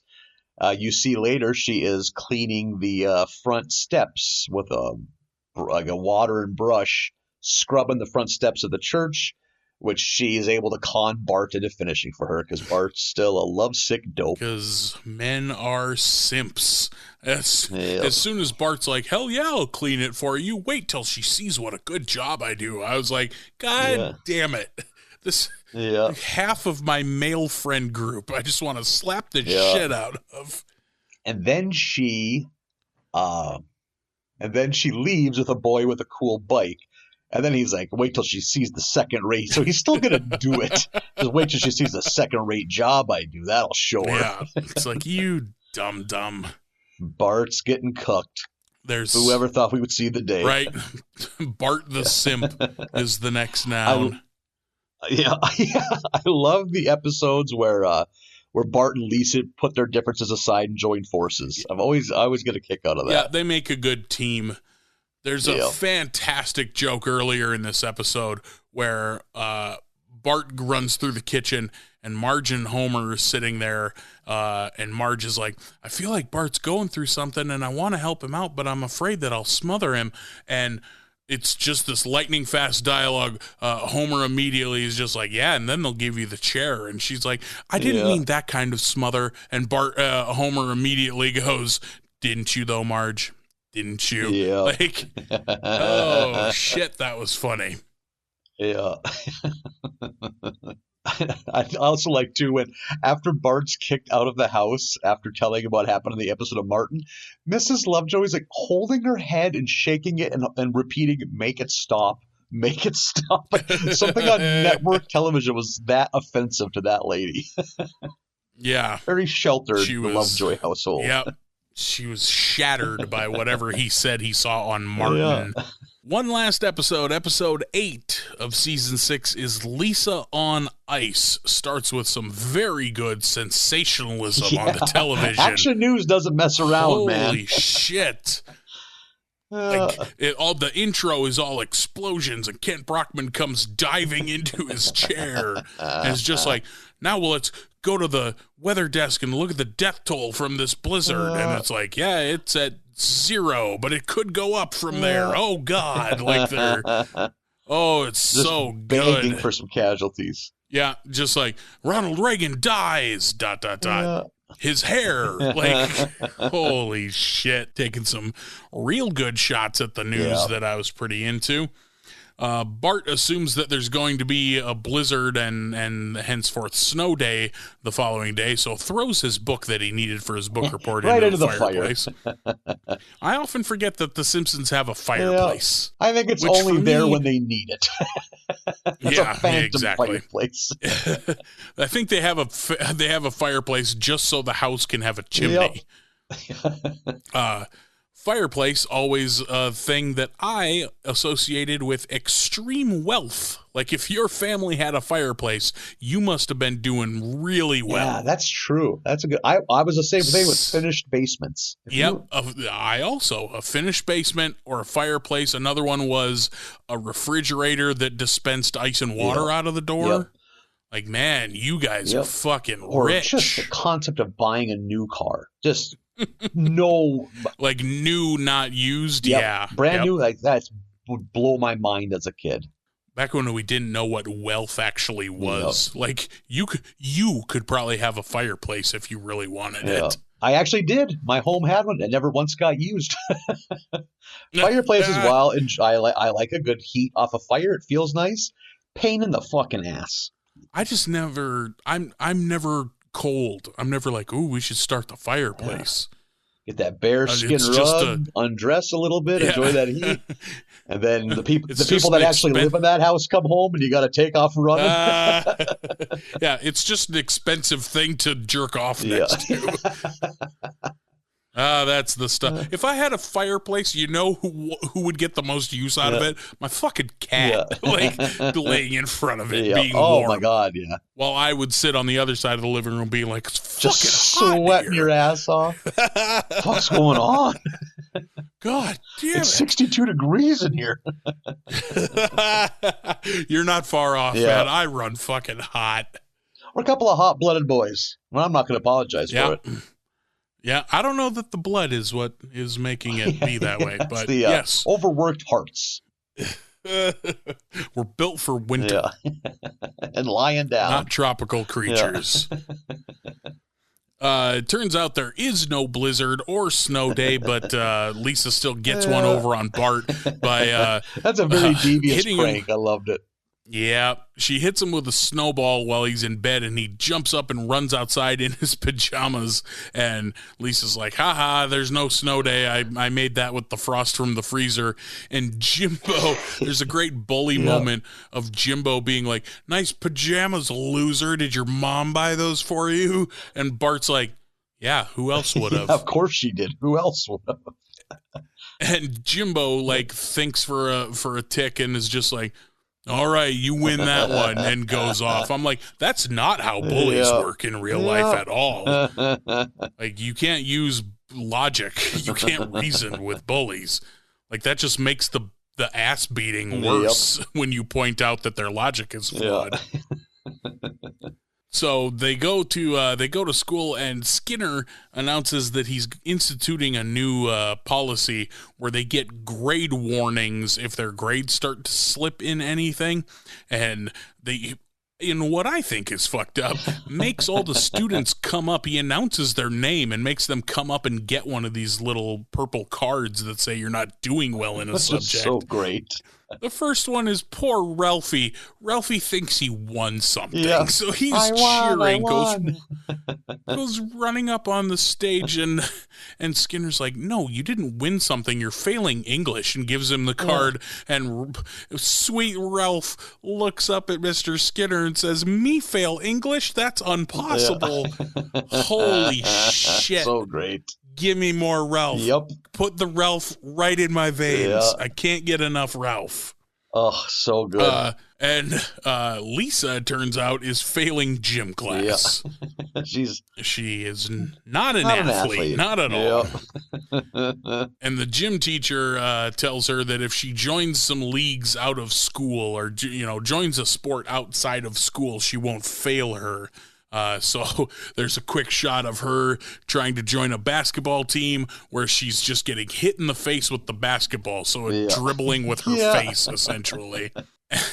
And then she tries to join a volleyball league, and the ball comes her way, lands on her spiky hair, and deflates. Yeah. And then the coach steps in and is like, that was our only ball, so there won't be a team this year. So great. Holy shit. Volleyball.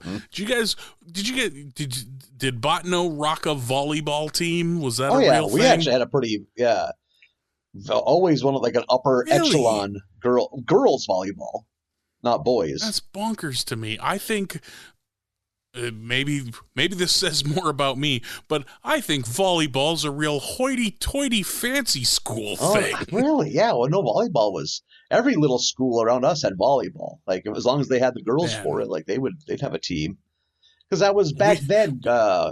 It was girls basketball and football in the fall, and then boys basketball and volleyball in the winter. And then we had football in the fall and boys and girls basketball in the spring.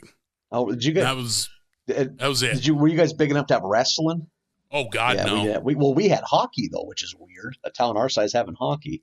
Oh wow, which is insane. You guys, you're practically Canada. Yeah, that's what it is. You guys that's like totally hockey what it up is. there. Yeah. No, we didn't have a wrestling team. I think A, because there would have been a lack of interest. B, I think the first time anybody showed up and like wrapped their arms around somebody else, everyone would have shouted gay, and that would have been the end of the wrestling. I think that would have just been it. Getting disqualified from all the meets because everyone refuses to get in the circle. No way. Yeah. No, I'm not doing that. That's welcome to small town living. So Lisa ends up at a hockey game where a team coached by Apu is playing a team coached by Officer Wiggum. Yep, and I do like that Apu's brother makes an appearance. He's kind of like the co-head coach, which I like when Apu's brother shows up. He doesn't show up often, but when he does, I'm always like, that guy. There he is. Bart is playing hockey. Millhouse is the opposing goaltender, and Bart knocks Millhouse unconscious. They eventually just tie him so he can stand upright because he can no longer do it on his own. Yeah, that's Apu's solution is they just like spread eagle tie poor Millhouse to the net. He just want to be equipment manager. He even says it. I just wanted to be the equipment manager, but no. Oh, Millhouse. Bart is bullying Lisa off to the side by flinging stuff at her with his stick, like just trash on the ground. And Lisa's deflecting all of it, defending herself, which Apu sees and is like, well, she's going to be our goalie. Yeah. So he makes her the goalie. After rocketing a puck at her, which she catches out of the air just reflexively, and it's like, that's dangerous, but okay. Yeah, that's fine. Unorthodox. There's a weird bit here where they're at the Simpson house and Millhouse knocks on the door asking for his teeth, and Marge has them and won't give them back. Like, they don't expand on it, nothing. Like, Marge kept Millhouse's teeth that he lost at the hockey game and then won't give them back. So great. They show so Lisa goes down into the locker room to be goalie for the first time. Homer escorts her there and immediately starts bullying Unter, the German kid. And look, he's got bosoms. And Unter, don't chase me, I'm full of chocolate. Yep, don't chase me, I'm full of chocolate, as Homer chases him with a wet towel snapping at him. Boy, that hit a little close to home. Yeah. Did you? Just gonna say, locker room bullying. You try to explain what locker rooms were like to like a 22-year-old now. Like, just let's take 40, 13-year-olds, strip them nude and make them bathe together. What's the worst that can... No, is there any supervision? Nope. Yeah. You best hope you're one of the lucky skinny kids with a big dick. Yeah. Otherwise, it's going to be a real rough time. I don't remember the every dicks time. being to... I think when there's just such a thing, no one was looking. Everyone kept their heads above waist level. Everyone's just staring at the ceiling tiles. Just, well, I'm heading to the shower. I do remember thinking, shit. boy, I'm glad I went through puberty when I did. Like, I don't want, like, there's a couple of the late bloomers. I mean, granted, my shit never got bigger, but at least you got there first. Yeah. I finished the race quick. I did a piss poor job of it, but by God, I didn't have that little kid dingus in the shower. You didn't follow through, but you made contact early. Yeah. As we discussed, you were a grown man when you were 9 years old. Hey, guys. Who's ready for practice? Kid's so tall. I just find this unpleasant. It's got a real big head. Yeah. It's got the head of a middle-aged iron worker. Yet small, dainty hands, as my small, dainty claps when we have to synchronize this podcast have shown. So ladylike, elegant. So delicate. Isotoner gloves only for me. Tee-hee. I just envision you have like long dinner gloves that like a Southern belle that go up to your elbow. Surrounded by fainting couches. I do declare. Oh, Lord. Oh, so many gentlemen callers. I believe I got the vapors. Oh, you handsome men got my chemicals up. I always relied upon the kindness of strangers. This corset is tight. Oh, man. Father will not approve. Yeah. They make corsets for men. That'd be a hell of a racket to get into. I've often thought, like, can you still buy a toupee? Oh, for sure. You have to, right? What has become of the toupee industry? Now that it's so acceptable just to shave your head. Good. Yeah, I don't know. Like, I have a friend who owns her own business. She makes and sells wigs, and she has brought up to me more than once, like, hey, I could make you something and install it. She referred to it as install I don't want anything installed on my body. That sounds like it involves, like, wing nuts. Like, hey, you can just take this on and off, pal. Like, I don't want to work with aftermarket hair parts. I don't want to see anyone setting the rank or the rating on an impact wrench before they put something on my body. Oh, we'll just blow right through the skin at this level. We got to tone her down a bit. Put it on the sheetrock level. See, part of me wants to do it just to see who would say something at work the next day. Oh, if I ever did lose my hair, I'm getting plugs. I have a hideously shaped skull. I would not be allowed to shop during the daytime if I did not have a full head of hair. My mom You'd have to go to that hat life. Again, little lady, long, grotesque baby. My head was like up in her ribs for like the last 3 months, she figures. So she's like, oh, that would explain why your skull isn't symmetrical. Like, thanks. I'm glad science has given us an answer to this mystery. Yeah, half of my head was resting against your larynx the last 4 weeks. Yeah. Holy shit. Weird flat spots. Yeah, totally. You could putt on the back of my head. And I'm feeling it right now. It is insane how flat that is. Next time I see you, I'm bringing a level just to see. Lisa becomes star of the hockey team. She's a hell of a goalie and becomes aggressive, becomes like mean-spirited and competitive. At one point, she's shouting at one of her teammates, that kid's shin guard came off. Hack the bone. Hack the bone. So I have written in all caps, hack the bone. The family, and really everyone in town, but the family in particular, has pretty much cast Bart aside. They all care about Lisa because Lisa's good at sports, and Bart isn't, so Bart is left behind. And then in the end, they're both really hating on each other, and it all comes to a head when the two teams play each other, and the game is tied 3-3. There's been mountains of shit talk and aggression out of the two siblings. It's tied 3-3, 4 seconds left. Jimbo hooks Bart, and Bart takes the penalty shot to win the game.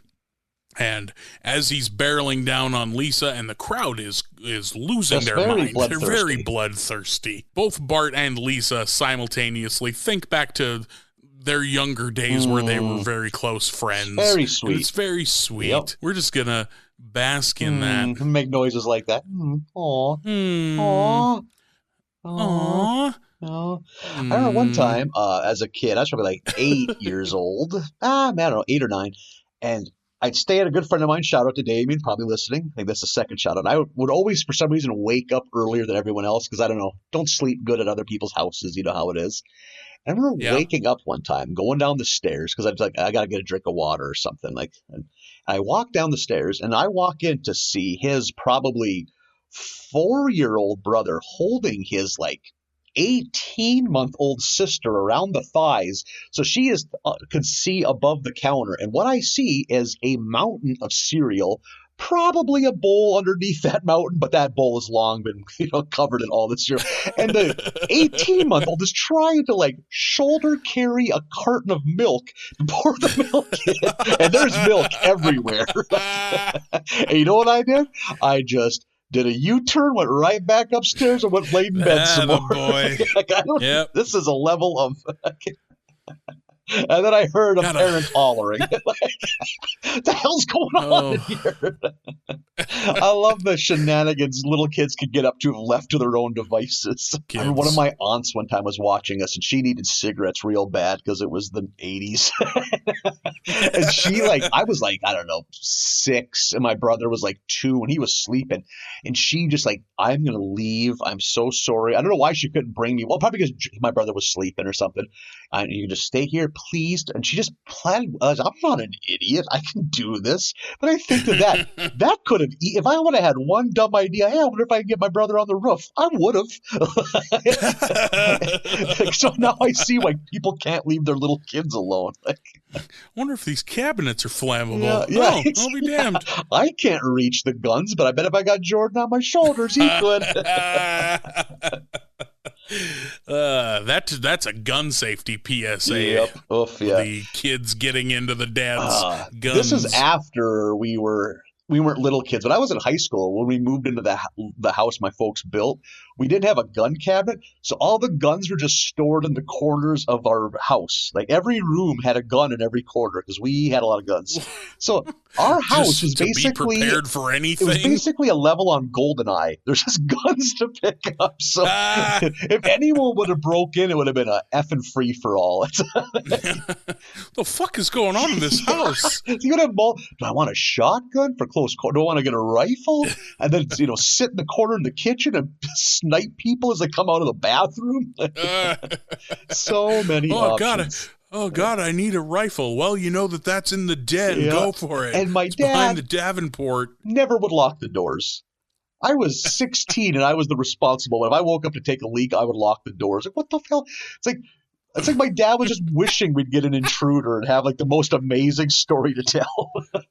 I was about to say, that might be the case. Yep. That might have been him being hopeful. Yeah. So Bart and Lisa, they both lay down their sticks and hug it out as time expires, and the town loses their minds, and they riot and burn the arena. They wanted blood. Yeah, and Springfield loves a mob, but a very nice ending for Lisa and Bart. Very heartwarming. Yeah, and remember, this is the show that conservatives thought was going to ruin America. Yeah, this was the devil. But that wraps it up. That is this week's batch of episodes of The Simpsons. Loved them. Very good episodes. 6 months from now, we're going to be missing weeks like this where it's just high quality stuff.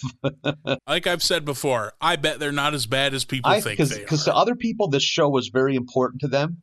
And we're just we're a little bit detached. This wasn't part of our adolescence at all.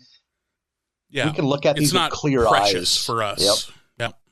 So that's how I expect that'll go. But it's going to be, from what I understand, a good long time till we're into the trash. Yeah. Hopefully we're past the pandemic, or at least it's wrapping up a little bit. I mean, we'll never truly be past it, but I hope I can sit down in a Shoney's and not fear for my life. Yeah. I would like to go have breakfast and not hope against hope that the person at the next table has their fucking head on straight. Yep. I just want to worry about catching the normal diseases that you get at a Perkins, not these fancy exotic diseases. Yeah, like herpes. Like, I'm fine catching herpes at a Perkins. That's where you're going to get it. Fork smells like balls. What's going on? Well, fuck it. We're at Perkins. You know how long it took me to get a second iced tea? You ain't getting a clean fork. Just deal with it and power through. Yeah. I knew the risk when I came to Perkins. I knew that I was going to get... Odds are you're going to get an STD at a Perkins. Here's a hot take. Perkins over Denny's. You're out of your fucking mind. Good Lord. The only thing I'll give Perkins over at Denny's is like the bakery. The pies, the muffins. Good muffin. Like, that's all top tier shit at Perkins. But the food... the chicken strip sandwich thing that they have is such a fat person wet dream that, oh man, so great. What are you doing? You taking chicken strips and putting them on Texas toast, putting cheese on it? You're giving me like a saucer of ranch to dip it in? Jesus. I'm in. See, maybe I'm fucking up, because anytime I go to a place like that, a Denny's, a Perkins, an IHOP, any one of those like chain fake diners, it's breakfast. I'm eating breakfast no matter what. I find breakfast slightly overrated. I usually go for the entrees. I'm an entree man. As a little kid, I was the weirdo that was asking for a chicken burger at 8:30 in the morning. I can ask Barney, but man, he's pretty surly, but I'll see. Yeah, man, I guess we'll fire up the fryer for you. Get you a chicken burger. Not me, man. I'll eat breakfast every meal of the day. Like, I like hash browns, but I prefer French fries. No, I can't follow you on that one either. Man. I'm a hash brown man. Chicken fried steak covered in gravy, that's the antidote, though. That's a hell of a meal there. That'll get you. You know what turned me on to breakfast lately? My last 10 years or so, my love of white toast. Just like 2 slabs of white toast with a little thing of jellies to choose from. God, sometimes I revert into an elderly woman, like with my tastes and things. Ooh, gotta have more cream in this coffee. Ooh, marmalade, fun. Ooh, white toast. I'm going to do grape on this half. And I'm going to do a mix on the other. God. How do the people reach out to us, Marlin? Reach out to us on Twitter at BarleyBasketUSA, or they can email us barleybasketUSA@gmail.com. How Those you are feeling? The 2 ways. You feeling? You want us to judge your appearance? Are you proud of what you've done, or are you ashamed of what you've done? We'll give you an honest take, an honest assessment. Yes, we will. We'll be nothing but square with you. Next week, our episodes are Season 6, episodes 9 through 13. That is next week's homework. I have a cat sitting on the back of my chair. This recording from home thing, gonna be a real good thing for us. Yeah. For me, anyway. Fuck the rest of y'all. I sense that you're very comfortable. You are the master of your domain right now. Yep. Probably the apex predator in your apartment. Yeah, well, I don't know about this cat sometimes, but yes.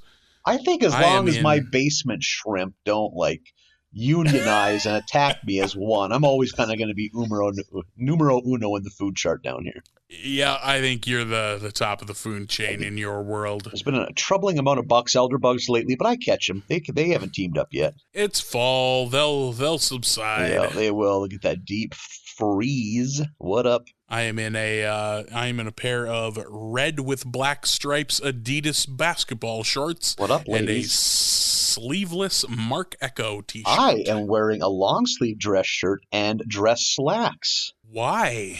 You know, Marlon, I don't need a reason to look good. That's fair. You know what? Fuck me. You're not wrong. Yeah, no, you do you. Yeah, I have to have a collared shirt for work. I was like, I'm just going to put some pants on today because I need to go outside. I wasn't sure, didn't know it was this nice out. All right, next week, episodes 9 through Just to double check, 13 of The Simpsons season 6. I mean, I'm probably going to watch them, so they can too.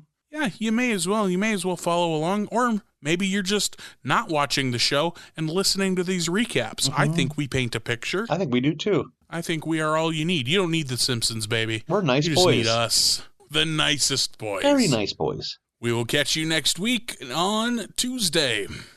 Bye, everybody.